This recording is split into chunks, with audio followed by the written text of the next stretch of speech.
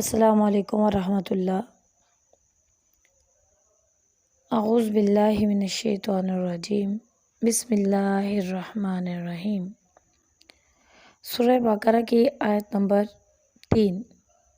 اللہ رب العزت ارشاد فرماتے ہیں، الذین یؤمنون بالغیب ویقیمون الصلاۃ ومما رزقناہم ینفقون۔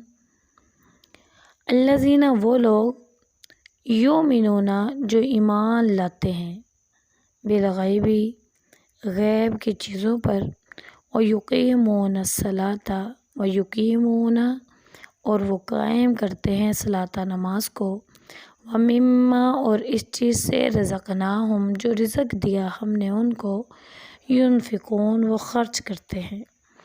الذین یؤمنون بالغیب ویقیمون الصلاۃ ومما رزقناہم ینفقون۔ جو لوگ غیب یعنی بن دیکھی باتوں پر ایمان لاتے ہیں، نماز کی پابندی کرتے ہیں اور جو کچھ ہم نے انہیں عطا کر دیا ہے اس میں سے خرچ کرتے ہیں۔ پچھلی آیت میں نے بتایا تھا کہ یہ قرآن ایسی کتاب ہے جس میں کسی چیز کا شک و شبہ نہیں ہے اور یہ تمام لوگوں کے لیے ہدایت ہے، لیکن تمام لوگ وہ لوگ جو متقین ہیں، یہ پرہیزگاروں کے لیے ہدایت ہے۔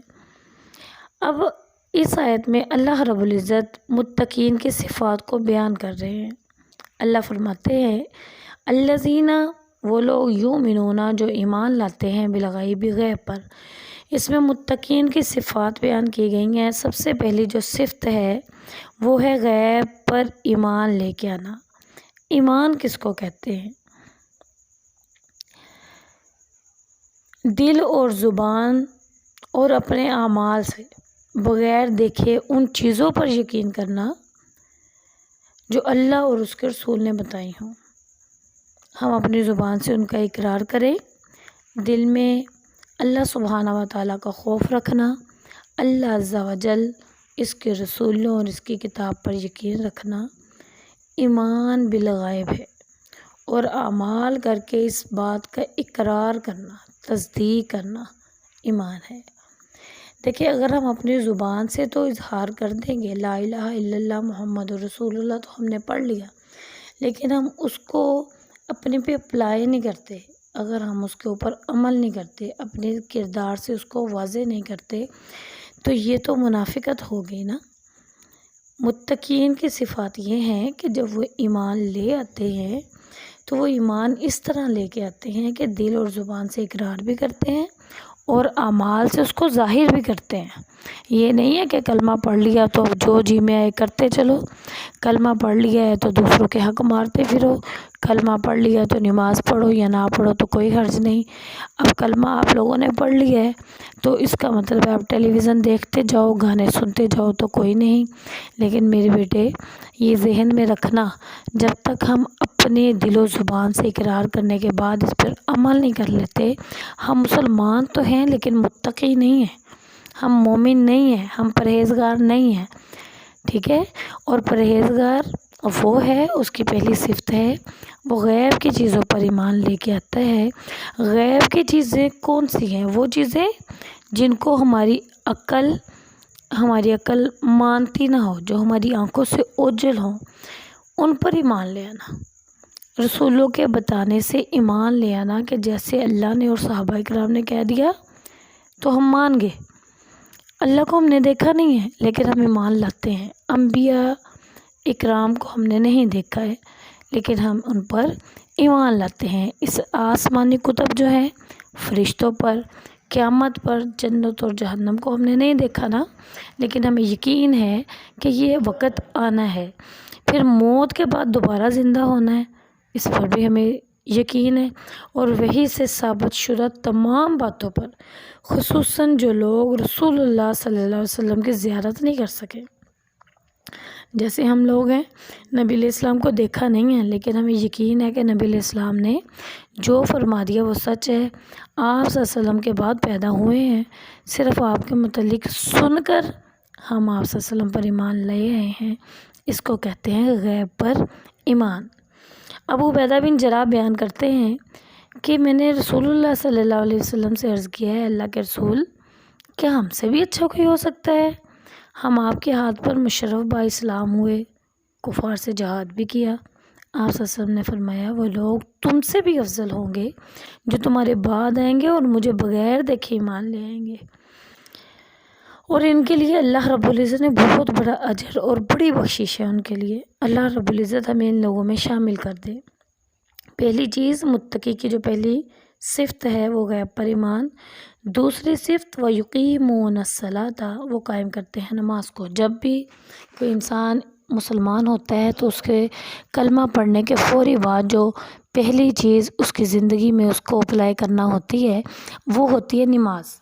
چند گھنٹوں کے بعد یا چند منٹوں کے بعد نماز کا وقت آ جاتا ہے تو پھر ہم پہچان جاتے ہیں اس شخص کو جو نماز پڑھتا ہے کہ وہ مسلمان ہے۔ اب نماز رسول اللہ صلی اللہ علیہ وسلم نے فرمایا جو شخص نماز نہیں پڑھتا وہ مشرک ہے، اور جو نماز نہیں پڑھتا وہ کافر ہے۔ تو اب آپ لوگ کہیں گے کہ نماز نہیں پڑھی تو کافر کیسے ہو گئے، مشرک کیسے ہو گئے؟ تو بیٹے یاد رکھنا کہ لا الہ الا اللہ ہمارے گناہوں کا جواز نہیں بن سکتا۔ یہ نہیں ہے کہ لا الہ الا اللہ پڑھ دیا تو اب نمازیں پڑھو نہ پڑھو جو مرضی کرتے جاؤ تو کوئی ٹینشن نہیں ہے۔ نبی علیہ السلام نے تو فرمایا تھا اے فاطمہ دنیا کی چیزوں میں سے جو مجھ سے چاہتی ہو لینا وہ لے لو، لیکن یاد رکھنا قیامت کے دن میں محمد بھی تمہارے کام نہیں آؤں گا، لہٰذا اپنے اعمال درست کرو۔ تو بیٹے نبی علیہ السلام کا امتی ہونا ہی کافی نہیں ہے، بلکہ نبی علیہ السلام کے احکامات پر عمل کرنا بھی ضروری ہے، اس کو اپنی زندگی پہ اپلائی کرنا بھی ضروری ہے۔ اور نماز کیسے پڑھنی ہے؟ نماز قائم کرنے سے مراد اس کے اوقات کی پابندی ہے، مکمل وضو، ارکان میں اعتدال، قرات میں ٹھہراؤ، خشوع و خضوع اور توجہ دل لگا کر نماز پڑھنا ہے۔ یہ جو صلاۃ ہے نا یہ عربی زبان میں دعا کو کہتے ہیں، جس میں قیام، رکوع، قومہ، سجدہ اور تشہد وغیرہ سب کچھ پایا جاتا ہے۔ نماز کو صلاۃ اس لیے کہا جاتا ہے کہ اس میں نمازی اللہ سبحانہ و تعالیٰ سے اپنے اعمال کے ثواب کے لیے دعا کرتے ہیں اور اپنی مرادیں بھی مانگتے ہیں۔ ہم تشہد میں بیٹھ کے اللہ سے دعائیں مانگتے ہیں، تو اس لیے اس کو صلاۃ کہا گیا ہے۔ اور اس کی جو تیسری صفت ہے متقین کی وہ ہے وَمِمَّا رَزَقْنَاهُمْ يُنْفِقُونَ، اللہ فرماتے ہیں جو ہم نے ان کو عطا کیا ہے اس میں سے خرچ کرتے ہیں۔ اب عطا کیا ہوا اللہ کا ہے، اب بندہ یہ سوچے کہ یہ تو میں محنت میں کرتا ہوں، مزدوری میں کرتا ہوں، دماغ میں لڑاتا ہوں، ذہانت میری ہے، تو اللہ کا دیا ہوا کیسے؟